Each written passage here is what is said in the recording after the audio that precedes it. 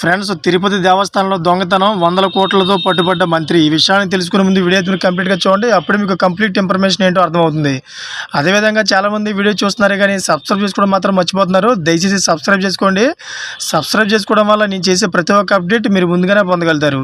అదేవిధంగా చాలామంది లైక్ చేయడం మర్చిపోతున్నారు. దయచేసి లైక్ చేయండి. లైక్ చేయడం వల్ల ఈ ఇన్ఫర్మేషన్ అనేది మనం చాలామందికి రీచ్ చేసిన వాళ్ళు అవుతాం. ఇంకా లేట్ చేయకుండా వీడియోకి వెళ్ళిపోతాం.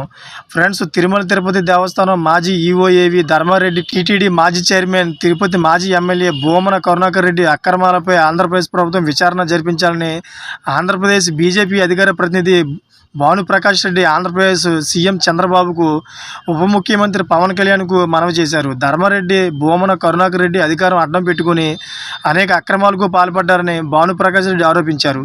తిరుపతిలో మీడియాతో మాట్లాడిన భానుప్రకాష్ రెడ్డి గత వైఎస్ జగన్ ప్రభుత్వంపై అనేక ఆరోపణలు చేశారు.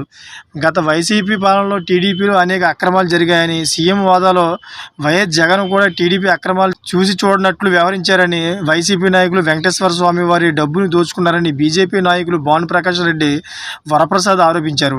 టీటీడీ ఇంజనీరింగ్ పనుల్లో భూమన కరుణాకర్ రెడ్డి 100 కోట్ల రూపాయలను లూడి చేశారని, అధికారం అడ్డం పెట్టుకుని 100 కోట్లు వెనక్కి వేసుకున్నారని, అప్పటి టీటీడీ ఈవో ధర్మారెడ్డి కూడా కరుణాకర్ రెడ్డి అక్రమాలకు పూర్తిగా సహకరించారని, దీనిపై న్యాయ విచారణ జరిపిస్తే అక్రమాలు అన్నీ బయటికి వస్తాయని భానుప్రకాష్ రెడ్డి అన్నారు.